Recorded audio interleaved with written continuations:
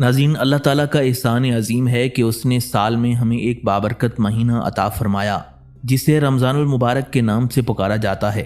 یہ قمری سال کا 9واں مہینہ ہے جس میں روزے رکھنے کا حکم دیا گیا ہے۔ رمضان المبارک کا ہی وہ مبارک مہینہ ہے جس میں قرآن مجید نازل ہوا۔ اسی ماہ میں ایک ایسی عظیم رات ہے جو 1000 ماہ کی عبادات سے بہتر ہے۔ یہی وہ ماہ مقدس ہے جس کے روزے ایمان والوں پر فرض ہیں۔ اسی ماہ کی خاص عبادت نماز تراویح ہے۔ یہی وہ مہینہ ہے جس میں نوافل کا ثواب فرائض کے برابر اور ایک فرض کا ثواب 70 فرضوں کے برابر ملتا ہے۔ اللہ تبارک و تعالیٰ قرآن مجید کی سورہ البقرہ میں رمضان المبارک کے بارے میں ارشاد فرماتا ہے، رمضان وہ مہینہ ہے جس میں لوگوں کی ہدایت کے لیے قرآن نازل کیا گیا، اور یہ قرآن ہدایت اور حق و باطل میں تمیز کے لیے روشن دلیل ہے۔ تو تم میں جو کوئی یہ مہینہ پائے تو اس کے روزے رکھے، اور جو بیمار یا سفر میں ہو وہ دوسرے دنوں میں گنتی پوری کر لے۔ اللہ تمہارے ساتھ آسانی کا ارادہ فرماتا ہے، سختی کا ارادہ نہیں فرماتا، اور تمہیں چاہیے کہ گنتی پوری کرو اور اللہ کی بڑائی بیان کرو۔ اس نے تمہیں ہدایت کی تاکہ اس کے شکر گزار بن جاؤ۔ اور اے محبوب، جب میرے بندے تم سے میرے بارے میں سوال کریں تو میں بہت نزدیک ہوں، دعا کرنے والے کی دعا سنتا ہوں۔ جب وہ مجھے پکارے تو انہیں چاہیے کہ میری اطاعت کریں اور مجھ پر ایمان لائیں تاکہ وہ ہدایت پائیں۔ یہ وہ رحمتوں اور برکتوں والا مہینہ ہے جس میں جنت کے دروازے کھول دیے جاتے ہیں، دوزخ کے دروازے بند کر دیے جاتے ہیں، اور شیاطین کو زنجیروں سے جکڑ دیا جاتا ہے۔ یہ وہ مہینہ ہے جس کی ہر رات میں ایک منادی آسمان سے طلوع صبح تک یہ ندا کرتا رہتا ہے کہ خیر کے چاہنے والے خوش ہو جا، اور اے برائی کے چاہنے والے رک جا اور عبرت حاصل کر۔ اس کے علاوہ ساری رات آوازیں آتی ہیں، ہے کوئی بخشش چاہنے والا کہ اس کی بخشش کی جائے، ہے کوئی توبہ کرنے والا کہ اس کی توبہ قبول کی جائے، ہے کوئی دعا مانگنے والا کہ اس کی دعا قبول کی جائے، ہے کوئی سوالی کہ اس کا سوال پورا کیا جائے۔ اور اللہ تعالیٰ رمضان شریف کی ہر رات میں افطاری کے وقت 60,000 گناہگاروں کو دوزخ سے آزاد فرما دیتا ہے۔ ناظرین، لفظ رمضان عربی زبان کے لفظ رامزہ سے نکلا ہے جو جلنے اور سوختہ ہونے کے لیے آتا ہے، لہٰذا اس ماہ کو رمضان سے اسی لیے موسوم کر دیا گیا ہے کہ اس ماہ میں انسان بھوک پیاس کی سوزش سے سوختہ ہو جاتا ہے جس سے اس کے گناہ جل جاتے ہیں۔ لیکن علماء کرام نے اسے رمضان کہنے کی کئی وجوہات بیان کی ہیں جو ہم آپ کے سامنے پیش کرتے ہیں۔ حضرت انس بن مالک رضی اللہ تعالیٰ عنہ سے روایت ہے کہ رسول اللہ صلی اللہ علیہ وسلم نے فرمایا، رمضان کا نام رمضان اس لیے رکھا گیا ہے کہ اس میں گناہ جل جاتے ہیں۔ اس حدیث پاک میں جو گناہ جلنے کا ذکر ہوا ہے تو اس سے مراد گناہوں کا معاف ہونا ہے، لہٰذا جو شخص رمضان المبارک میں خلوص دل سے روزے رکھتا ہے تو اللہ تعالیٰ اس کے تمام گناہ معاف فرما دیتا ہے، کیونکہ گناہوں کی معافی کے بارے میں رسول اکرم صلی اللہ علیہ وسلم نے فرمایا کہ جس نے رمضان المبارک کے روزے رکھے اور ایمان کے ساتھ نماز پڑھی تو اس کے گزشتہ گناہ معاف کر دیے گئے۔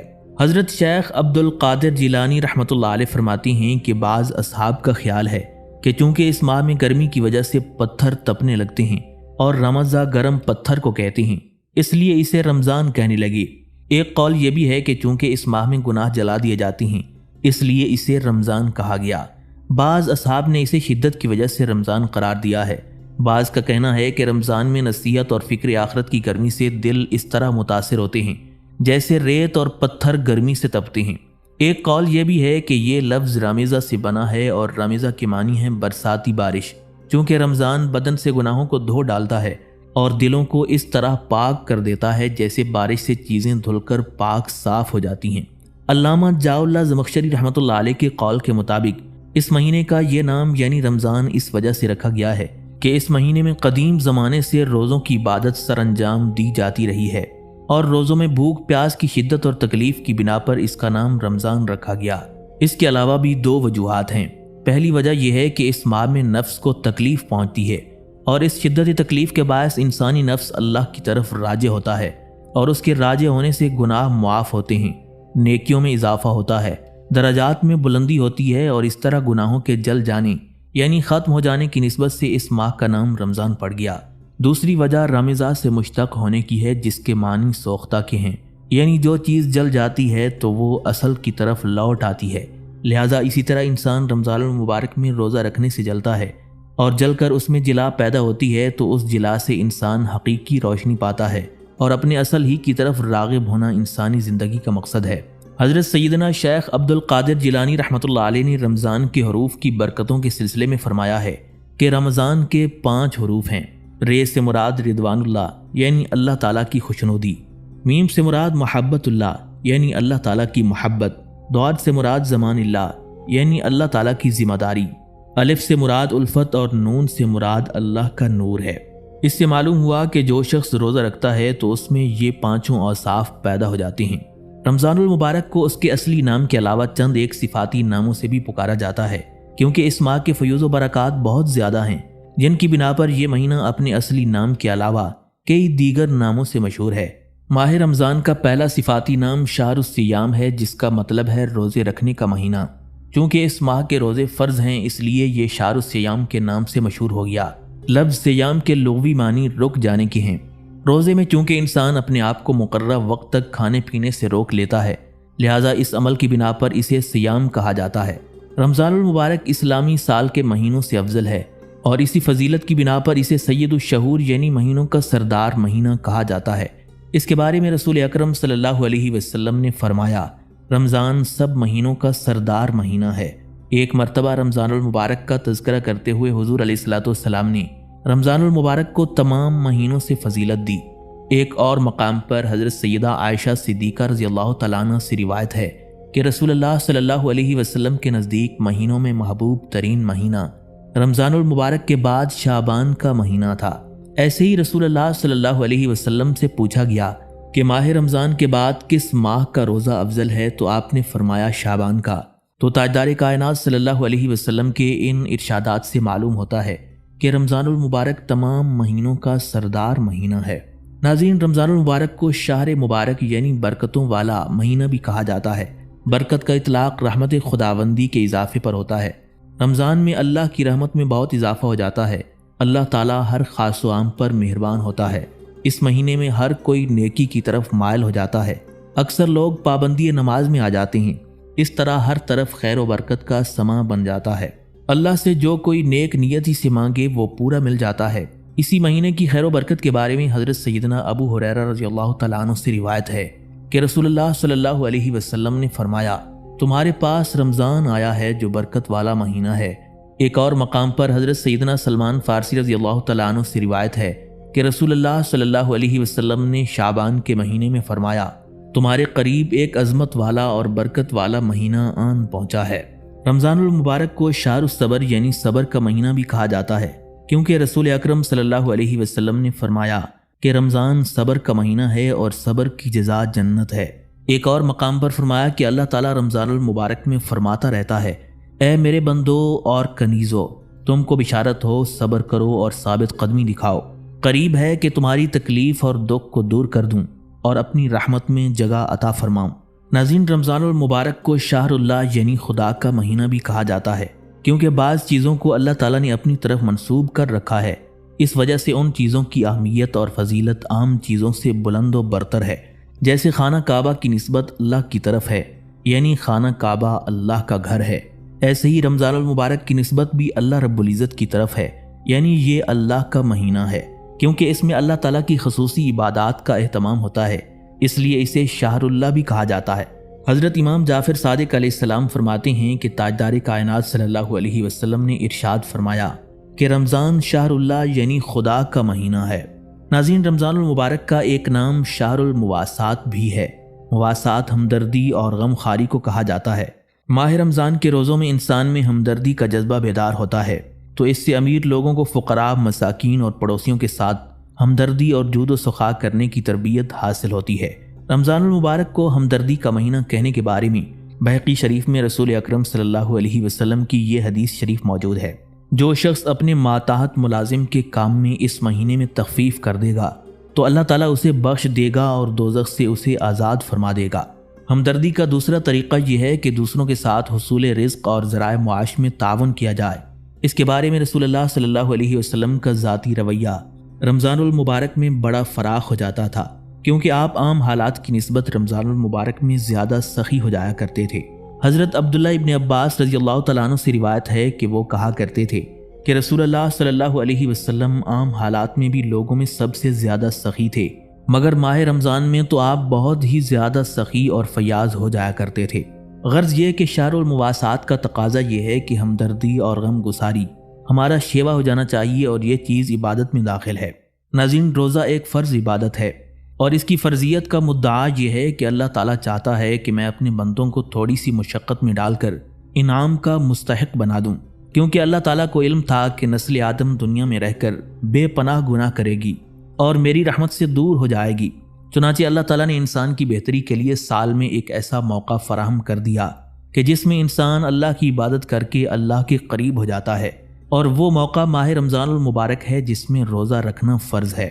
چنانچہ ارشاد باری تعالیٰ ہے، اے ایمان والو، تم پر روزے فرض کیے گئے جیسا کہ تم سے پہلے لوگوں پر فرض کیے گئے تھے، تاکہ تم متقی بن جاؤ۔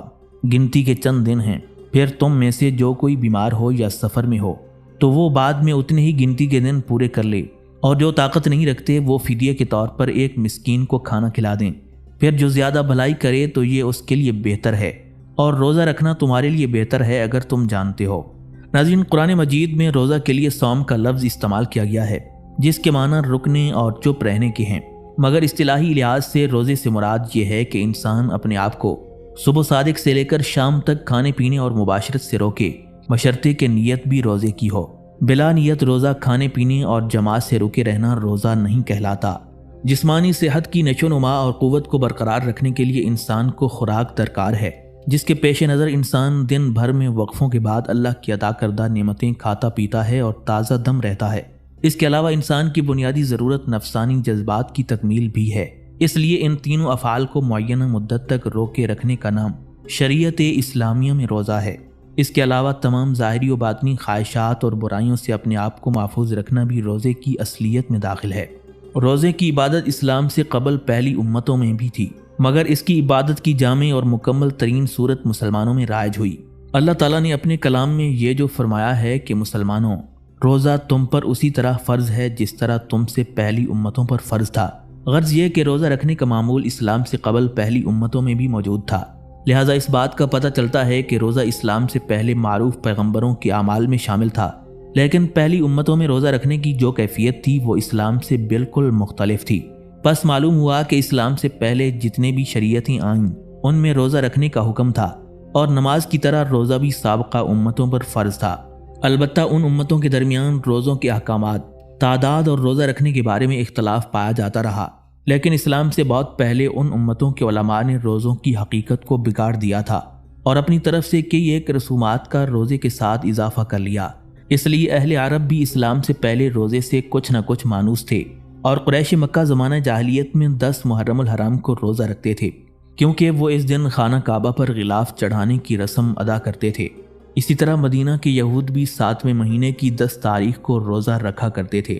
سابقہ امتوں پر فرضیت روزہ کی طرح امت محمدیہ کے لیے بھی اللہ نے یہ عبادت فرض قرار دی، اور تا قیامت مسلمانوں پر یہ عبادت فرض رہے گی، بلکہ یہ عبادت تو مسلمانوں کے لیے ایک تحفہ ہے جس کے باطن میں انسانی فلاح و بہبود کی ہزاروں حکمتیں پوشیدہ ہیں۔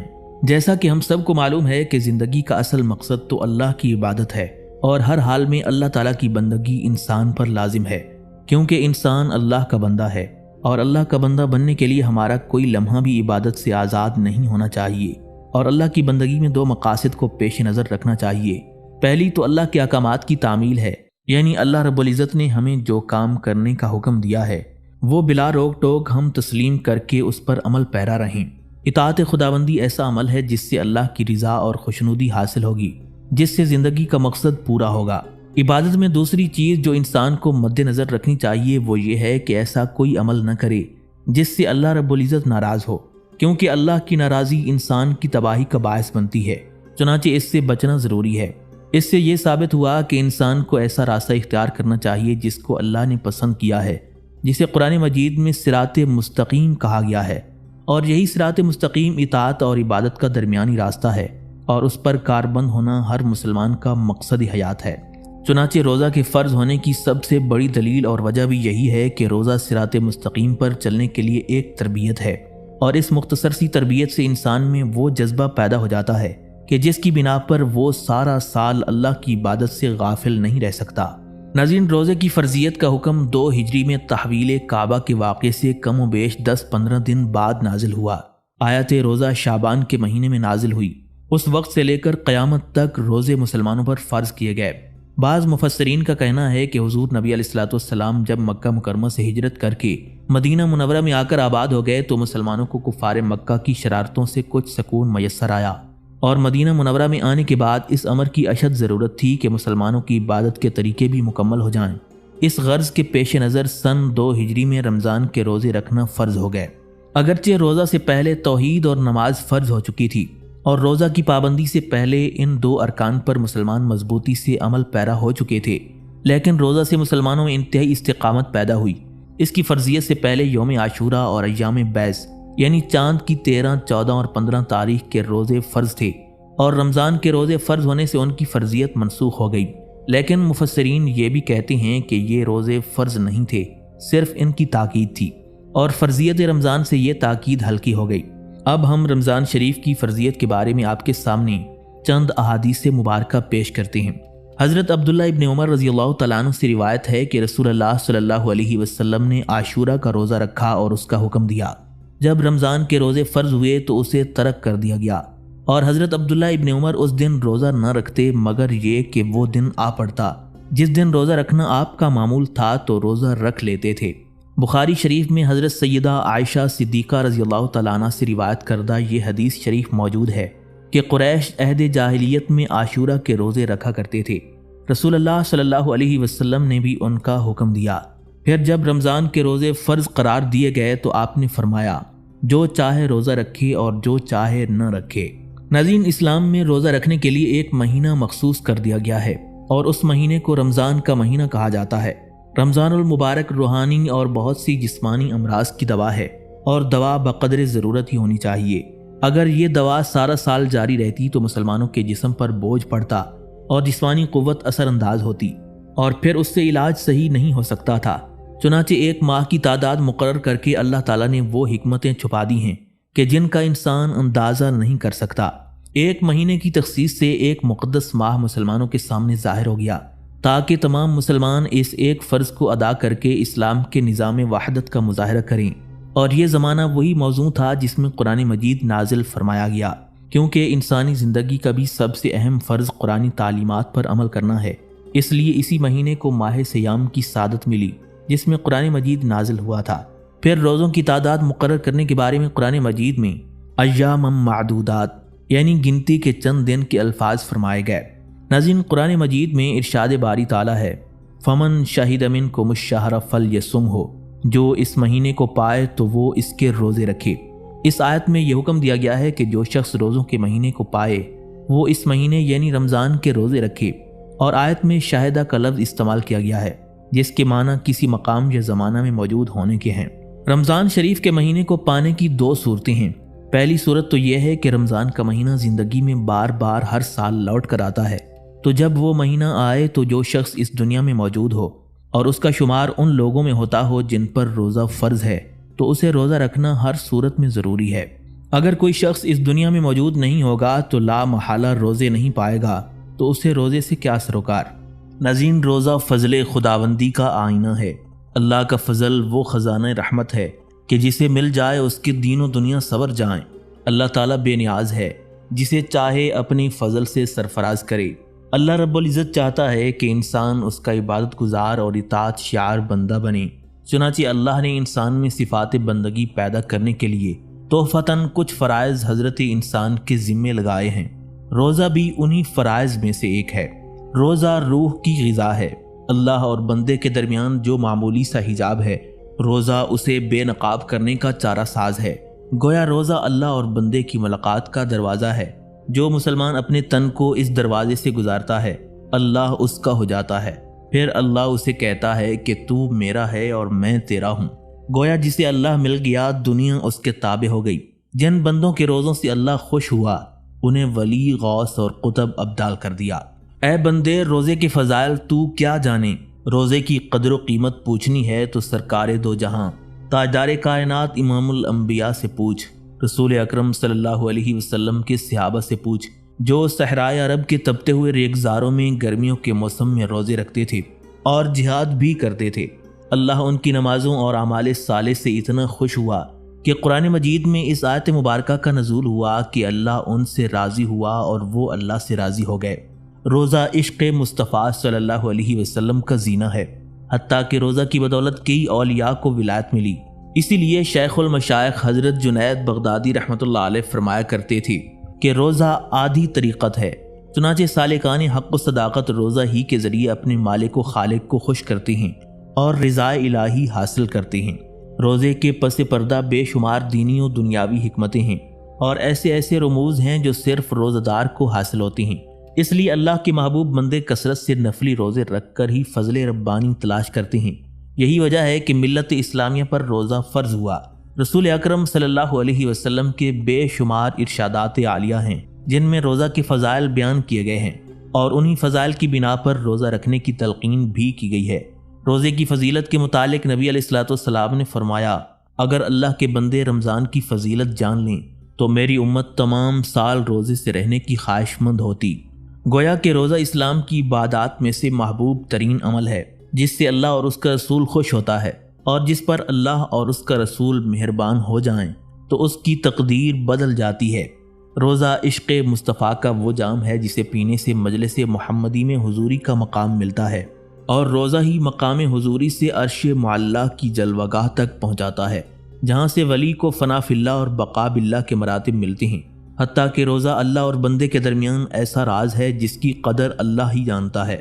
روزے کی فضیلت کے متعلق رسول اکرم صلی اللہ علیہ وسلم کی احادیث مبارکہ ہم آپ کے سامنے پیش کرتے ہیں۔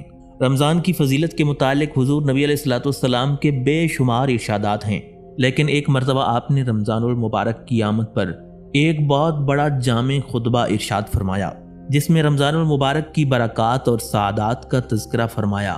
وہ خطبہ حضرت سلمان فارسی رضی اللہ تعالیٰ عنہ سے ان الفاظ میں مروی ہے۔ حضرت سلمان فارسی رضی اللہ تعالیٰ عنہ روایت کرتے ہیں کہ شعبان کے آخری دن رسول اللہ صلی اللہ علیہ وسلم نے ہمیں خطبہ دیتے ہوئے فرمایا، ہم پر ایک عظیم مہینہ سایہ فگن ہوا ہے جو ایسا مبارک مہینہ ہے جس میں ایک رات 1000 مہینے سے بہتر ہے۔ اللہ تعالیٰ نے اس مہینے کے روزوں کو فرض کیا ہے اور اس مہینے کی راتوں میں قیام کو نفل مقرر کیا ہے۔ پس جو کوئی اس مہینے میں نوافل کے ساتھ تقرب چاہے تو گویا اس نے رمضان کے علاوہ فرض ادا کیا، اور جو کوئی اس مہینے میں فریضہ ادا کرے تو گویا اس نے رمضان کے علاوہ دنوں میں 70 فرض ادا کیے۔ یہ صبر کا مہینہ ہے اور صبر کی جزا جنت ہے۔ یہ غم خاری کا مہینہ ہے، غرض یہ کہ یہ ایسا مہینہ ہے جس میں مومن کا رزق بڑھ جاتا ہے، اور اس مہینے میں کسی روزہ دار کو افطار کروانا گناہوں کی مغفرت اور گردن کو جہنم سے آزاد کروانے کا سبب ہے۔ افطار کروانے والے کے لیے روزے دار جتنا سا اجر ہے، اور اس سے روزہ دار کے اجر میں کوئی کمی نہیں کی جائے گی۔ صحابہ کرام نے عرض کیا، یا رسول اللہ صلی اللہ علیہ وسلم، ہم میں سے ہر شخص روزہ دار کو افطار کرانے کی طاقت نہیں رکھتا۔ تو حضور نبی علیہ الصلوۃ والسلام نے فرمایا، یہ ثواب اس شخص کو بھی ملے گا جو روزہ دار کو ایک گھونٹ دودھ یا پانی یا کھجور سے افطار کروائے، اور جو روزہ دار کو پیٹ بھر کر کھانا کھلائے گا تو اللہ اس کو میرے حوض سے سیراب فرمائے گا، جو دخول جنت تک پیاسا نہیں ہوگا۔ یہ ایسا مہینہ ہے جس کا ابتدائی حصہ رحمت کا، درمیانی حصہ مغفرت کا اور آخری حصہ نار دوزخ سے آزادی کا ہے، اور جس نے اپنے خادم کے کام میں تخفیف کی تو اللہ تعالیٰ اس کی بخشش فرمائے گا اور اس کو نار دوزخ سے آزادی عطا فرمائے گا۔ ناظرین، حضور نبی اکرم صلی اللہ علیہ وسلم کی اس حدیث پاک میں ان تمام نیکیوں کا ذکر کیا گیا ہے جو روزہ رکھنے والوں کو رمضان کے مہینے میں سر انجام دینی چاہیے، اور ساتھ ہی ساتھ ان انعامات کا بھی ذکر کیا گیا ہے جو روزہ دار کو روزہ رکھنے کے بدلے میں ملیں گے۔ لہٰذا ہر مسلمان کا فرض ہے کہ جب اس کی زندگی میں رمضان المبارک کا مہینہ آئے تو اس میں روزے رکھے اور زیادہ سے زیادہ نیک اعمال کرے، یعنی جتنی کثرت سے بدنی عبادت کر سکتا ہے کرے، ذکر اور نوافل میں کثرت کرے، فرض نماز باجماعت ادا کرے اور کسی صورت میں فرض نماز قضا نہ ہونے دے۔ اللہ تعالیٰ کے حضور کثرت سے اپنے گناہوں پر استغفار کرے، رات کے کچھ حصے میں قیام کرے۔ اس قیام کی سب سے افضل صورت نماز تراویح ہے، لہٰذا روزہ دار کو نماز تراویح باجماعت ادا کرنی چاہیے۔ اس کے بعد رمضان المبارک میں صبر کرنے کی تلقین کی گئی ہے، چونکہ روزے کی حالت میں بعض اوقات شدید بھوک اور پیاس لگتی ہے، جسے ہر حال میں برداشت کرنا صبر کے مترادف ہے۔ پھر اس خطبے میں ایک اور بات پر عمل کرنے کا حکم دیا گیا ہے، وہ دوسرے کا روزہ افطار کروانا ہے، جس کا شمار خدمت خلق میں ہوتا ہے، جو اخلاقی نقطہ نظر سے نہایت اچھی اوصاف میں سے ہے اور انسانی ہمدردی کا آئینہ ہے۔ اس حدیث کے آخر میں بتایا گیا ہے کہ اس مہینے کے ابتدائی ایام میں دنیا میں رحمت کا نزول ہوتا ہے، وسطی حصے میں انسان کے گناہ معاف کیے جاتے ہیں، چونکہ انسان سال بھر طرح طرح کے گناہ کرتا رہتا ہے اور رمضان المبارک کے روزے ان گناہوں کا کفارہ بنتی ہیں، اور آخری حصے میں دوزخ سے رہائی ملتی ہے۔ حتیٰ کہ رمضان المبارک میں جتنے بھی فیوز و برکات حاصل ہوتے ہیں وہ روزہ رکھنے کے باعث حاصل ہوتے ہیں۔ ناظرین، برکت کا مطلب کثرت اور زیادتی ہے۔ خوش قسمتی اور عروج کا مفہوم بھی برکت کے زمرے میں شمار ہوتا ہے۔ روزہ رکھنے سے اللہ تعالیٰ کی تائید حاصل ہوتی ہے اور جتنے امور روزے کے متعلق ہوتے ہیں ان سب میں اللہ کی طرف سے زیادتی شامل حال ہو جاتی ہے۔ اسی لیے رمضان المبارک کا آنا خیر و برکت کا پیغام ہے۔ حضرت عبادہ بن صامت رضی اللہ تعالیٰ عنہ کہتے ہیں کہ ایک مرتبہ تاجدار کائنات صلی اللہ علیہ وسلم نے رمضان المبارک کے قریب ارشاد فرمایا کہ رمضان کا مہینہ آ گیا ہے جو بڑی برکت والا ہے، حق تعالیٰ اس میں تمہاری طرف متوجہ ہوتا ہے اور اپنی رحمت خاصہ نازل فرماتا ہے، خطاؤں کو معاف فرماتا ہے، دعاؤں کو قبول کرتا ہے، تمہارے تنافس کو دیکھتا ہے اور ملائکہ سے فخر کرتا ہے، بس اللہ کو اپنی نیکی دکھاؤ۔ بد نصیب ہے وہ شخص جو اس مہینے میں بھی اللہ کی رحمت سے محروم رہ جائے۔ رمضان المبارک میں اللہ کی رحمت کے عام نزول کے لیے آسمان کے دروازے کھول دیے جاتے ہیں، ایسے ہی جنت اور رحمت کے دروازے بھی کھل جاتے ہیں تاکہ ہر خاص و عام رمضان المبارک میں روزے رکھ کر اللہ کی رحمت اور جنت کا حقدار بن سکے۔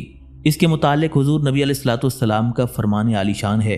حضرت سیدنا ابو ہریرہ رضی اللہ تعالیٰ عنہ سے مروی ہے کہ تاجدار مدینہ صلی اللہ علیہ وسلم نے فرمایا، جب رمضان آتا ہے تو جنت کے دروازے کھول دیے جاتے ہیں اور جہنم کے دروازے بند کر دیے جاتے ہیں اور شیطانوں کو جکڑ دیا جاتا ہے۔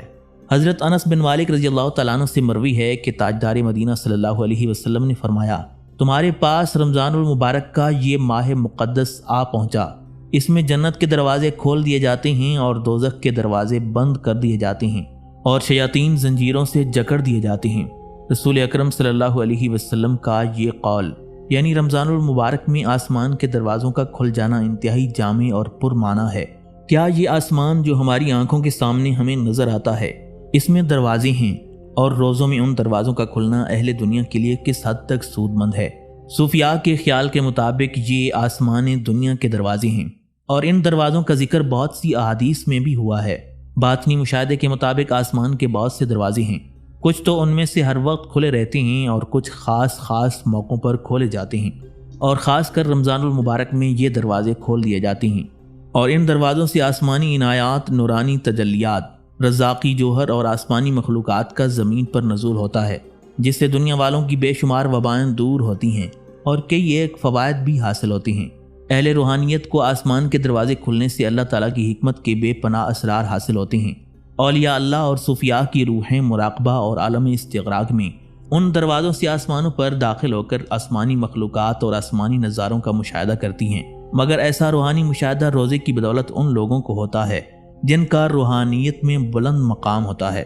بعض محدثین کا کہنا ہے کہ رمضان المبارک میں آسمان کے دروازوں کا کھلنا ایک کنایہ ہے، کیونکہ رمضان میں رحمت خداوندی کا پے در پے نزول دروازے کھلنے کے مترادف ہے۔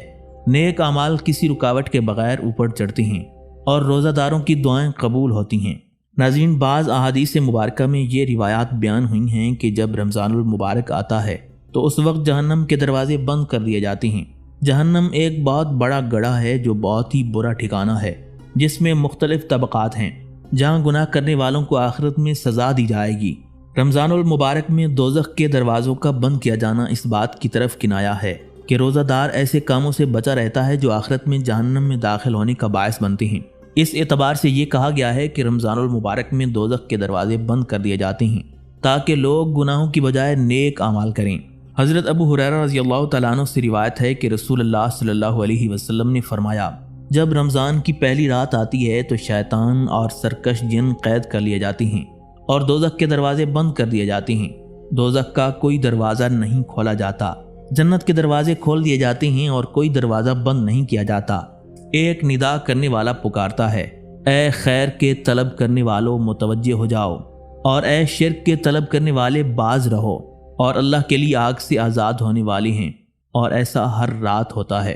ایک بزرگ کا قول ہے کہ رمضان المبارک میں ہر طرف ایسا رحمت سے بھرا ہوا ماحول پیدا ہو جاتا ہے جس میں لوگوں کا دل نماز کی طرف راغب ہو جاتا ہے۔ اہل ثروت کے دل میں یہ بات جاگزین ہو جاتی ہے کہ رمضان المبارک میں زیادہ سے زیادہ سخاوت کریں۔ ایسے ہی لوگ نوافل اور ذکر و اذکار کی طرف لبکتے ہیں تاکہ زیادہ سے زیادہ نیک اعمال کر لیں، حتیٰ کہ ہر عابد کی نیکیوں میں اس قدر اضافہ ہو جاتا ہے جو آخرت میں روزہ دار کے لیے جہنم سے چھٹکارے کا سبب بنے گا، اور جہنم سے ایسی خلاصی روزہ دار کے لیے جہنم کے دروازے بند ہونے کے مترادف ہے۔ اللہ تعالیٰ نے رمضان المبارک میں مسلمانوں کو 5 خصوصی انعامات عطا فرمائے ہیں جو پہلی امتوں کے روزہ داروں کو عطا نہیں ہوئے تھے۔ حضرت سیدنا ابو ہریرہ رضی اللہ تعالیٰ عنہ نے حضور نبی علیہ الصلوۃ والسلام سے نقل کیا کہ میری امت کو رمضان شریف کے بارے میں 5 چیزیں خصوصی طور پر دی گئی ہیں جو پہلی امتوں کو نہیں ملی تھیں۔ نمبر 1 یہ کہ ان کے منہ کی بدبو اللہ کے نزدیک مشک سے زیادہ پسندیدہ ہے۔ نمبر 2 یہ کہ ان کے لیے دریا کی مچھلیاں تک دعا کرتی ہیں اور افطار کے وقت تک کرتی رہتی ہیں۔ نمبر 3 جنت ہر روز ان کے لیے آراستہ کی جاتی ہے۔ پھر حق تعالیٰ فرماتا ہے کہ قریب ہے کہ میرے بندے دنیا کی مشقتیں اپنے اوپر سے پھینک کر تیری طرف لوٹ آئیں۔ نمبر 4 اس میں سرکش شیاطین قید کر دیے جاتے ہیں کہ وہ رمضان میں ان برائیوں کی طرف نہیں پہنچ سکتے جن کی طرف غیر رمضان میں پہنچ سکتے ہیں۔ نمبر 5 رمضان کی آخری رات میں روزہ داروں کے لیے مغفرت کی جاتی ہے۔ صحابہ کرام نے عرض کیا کہ یہ شب مغفرت شب قدر ہے۔ حضور علیہ الصلوۃ والسلام نے فرمایا نہیں، بلکہ یہ دستور ہے کہ مزدور کو کام ختم ہونے کے وقت مزدوری دے دی جاتی ہے۔ انسان جو بھی نیک عمل کرتا ہے اللہ کے ہاں اس کا اجر مقرر ہے جو عمل کرنے والے کو ہر حال میں مل کر رہے گا۔ چھوٹی نیکیوں کا اجر قلیل ہے اور بڑی نیکیوں کا بدلہ بہت بڑا ہے۔ پھر نیکی کا بدلہ دنیا میں بھی ہے اور آخرت میں بھی ملے گا۔ مثلا اگر کوئی نمازی ہے تو لوگ اسے عزت کی نگاہ سے دیکھتے ہیں اور وہ لوگوں میں پکے نمازی کی حیثیت سے شہرت پا جاتا ہے۔ ایسے ہی اگر کوئی شخص زکوٰۃ دیتا اور خیرات کرتا رہتا ہے تو وہ لوگوں میں سخی کے نام سے موسوم ہو کر عزت پا جاتا ہے۔ اگر کوئی دیانت اور صداقت کو اپناتا ہے تو اس نیکی کی نسبت سے لوگوں میں دیانتدار اور سچے کی حیثیت سے شہرت اور عظمت پاتا ہے۔ غرض یہ کہ جو بھی ہم عبادت کرتے ہیں تو اللہ تعالیٰ اس عبادت کے عوض ہمیں معاشرے میں دوسرے لوگوں سے نمایاں کر دیتا ہے، تو یہ در حقیقت اللہ تعالیٰ کی طرف سے اس نیکی کا بدلہ ہوتا ہے۔ ایسے ہی آخرت میں انسان کی نیکیوں کا بدلہ انسان کی بخشش و مغفرت، دخول جنت اور بلندی درجات کا ذریعہ ہے۔ مگر روزہ کی جزا کے بارے میں اللہ رب العزت نے اتنا بلند درجہ رکھ دیا ہے کہ روزہ میرے لیے ہے اور میں روزے کے لیے، یعنی اتنے مختصر سے الفاظ میں اللہ تعالیٰ نے فیصلہ کر دیا کہ جو روزہ رکھے گا میں اسے جتنا اجر چاہوں گا عطا کر دوں گا۔ حضرت ابو سعید خدری رضی اللہ تعالیٰ عنہ سے روایت ہے کہ تاجدار کائنات صلی اللہ علیہ وسلم نے ارشاد فرمایا، اللہ تعالیٰ ارشاد فرماتا ہے کہ روزہ ایسی عبادت ہے جو صرف میرے لیے ہے اور میں ہی اس کا بدلہ دوں گا۔ اور روزہ دار کو 2 خوشیاں ملتی ہیں، ایک خوشی جس وقت وہ روزہ کھولتا ہے اور اسے دوسری خوشی اس وقت ہوگی جب وہ اپنے پروردگار سے ملے گا۔ اس ذات کی قسم جس کے قبضہ قدرت میں میری جان ہے، روزہ دار کے منہ کی خوشبو اللہ تعالیٰ کو مشک کی خوشبو سے زیادہ پسند ہے۔ رمضان المبارک کے فضائل میں سے روزہ کی فضیلت یہ بھی ہے کہ اللہ تعالیٰ روزہ دار کی دعا قبول فرماتا ہے۔ حضرت ابو سعید خدری رضی اللہ تعالیٰ عنہ سے روایت ہے کہ نبی کریم صلی اللہ علیہ وسلم کا ارشاد ہے، رمضان المبارک کی ہر شب و روز میں اللہ کے ہاں سے جہنم کے قیدی چھوڑے جاتے ہیں، اور ہر مسلمان کے لیے ہر شب و روز میں ایک دعا ضرور قبول ہوتی ہے۔ جن لوگوں کی دعا میں عجز نیت میں خلوص ہو تو ان کی دعا جب بارگاہ رب العزت میں پیش ہوتی ہے تو وہ قبول ہو جاتی ہے۔ یوں تو ہر وقت ہی اللہ تعالیٰ کے حضور دعا مانگی جا سکتی ہے، لیکن بعض موقعوں کو اللہ تعالیٰ نے فضیلت دے رکھی ہے کہ اگر اس موقع یا مقدس وقت میں دعا مانگی جائے تو وہ ضرور مستجاب ہوتی ہے۔ ان مستجاب موقعوں میں ایک موقع روزہ کی افطاری ہے، کیونکہ روزہ دار جب روزہ افطار کرنے لگتا ہے تو اس وقت اللہ تعالیٰ روزہ دار کی ہر دعا قبول فرماتا ہے۔ حضرت ابو ہریرہ رضی اللہ تعالیٰ عنہ سے روایت ہے کہ حضور نبی علیہ الصلوۃ والسلام کا ارشاد ہے، 3 آدمیوں کی دعا رد نہیں ہوتی، ایک روزہ دار کی افطار کے وقت، دوسرے عادل بادشاہ کی، تیسرے مظلوم کی جس کو حق تعالیٰ بادلوں سے اوپر اٹھا لیتا ہے اور آسمان کے دروازے اس کے لیے کھول دیے جاتے ہیں اور ارشاد ہوتا ہے کہ میں تیری ضرور مدد کروں گا، گو کسی مصلحت سے کچھ دیر ہو جائے۔ نبی اکرم نور مجسم شفیع معظم صلی اللہ علیہ وسلم کا ارشاد ہے کہ جب مسلمان دعا کرتا ہے بشرطے کہ قطع رحمی یا کسی گناہ کی دعا نہ کرے تو حق تعالیٰ کے ہاں سے 3 چیزوں میں سے ایک ضرور ملتی ہے، یا وہ چیز ہی خود ملتی ہے جس کی دعا کی، یا اس کے بدلے میں کوئی برائی یا مصیبت اس سے ہٹا دی جاتی ہے، یا آخرت میں اسی قدر ثواب اس کے حصے میں لگا دیا جاتا ہے۔ حضرت عبداللہ ابن مسعود رضی اللہ تعالیٰ عنہ کی ایک روایت ہے کہ رمضان کی ہر رات میں ایک منادی پکارتا ہے کہ اے خیر کی تلاش کرنے والے متوجہ ہو اور آگے بڑھ، اور اے برائی کے طلبگار بس کر اور آنکھیں کھول۔ اس کے بعد وہ فرشتہ کہتا ہے کوئی مغفرت کا چاہنے والا کہ اس کی مغفرت کی جائے، ہے کوئی توبہ کرنے والا کہ اس کی توبہ قبول کی جائے، ہے کوئی دعا کرنے والا کہ اس کی دعا قبول کی جائے، ہے کوئی مانگنے والا کہ اس کا سوال پورا کیا جائے۔ روزہ رکھنے کے لیے 2 فرحتیں ہیں۔ فرحت سے مراد خوشی ہے۔ اس کے متعلق حدیث پاک میں یوں بیان ہوا ہے، حضرت سیدنا علی المرتضی شیر خدا کرم اللہ وجہہ الکریم سے مروی ہے کہ حضور نبی علیہ الصلوۃ والسلام نے ارشاد فرمایا، اللہ تعالیٰ ارشاد فرماتا ہے کہ روزہ ایسی عبادت ہے جو صرف میرے لیے ہے اور میں ہی اس کا بدلہ دوں گا، اور روزہ دار کو 2 خوشیاں حاصل ہوتی ہیں۔ ایک خوشی جس وقت وہ روزہ کھولتا ہے، اور اسے دوسری خوشی اس وقت ہوگی جب وہ اپنے پروردگار سے ملے گا۔ اس ذات کی قسم جس کے قبضہ قدرت میں میری جان ہے، روزہ دار کے منہ کی خوشبو اللہ کو مشک کی خوشبو سے زیادہ پسند ہے۔ ایک عارف کا قول ہے کہ روزہ میں بھوک برداشت کرنے کی بنا پر بندے میں روحانی فیوز و برکات بڑھتی ہیں، جس سے بندے اور اللہ میں ایک رابطہ قائم ہو جاتا ہے، اور یہی رابطہ ملاقات کے مترادف ہے، جس سے انسان کو بہت زیادہ فرحت حاصل ہوتی ہے۔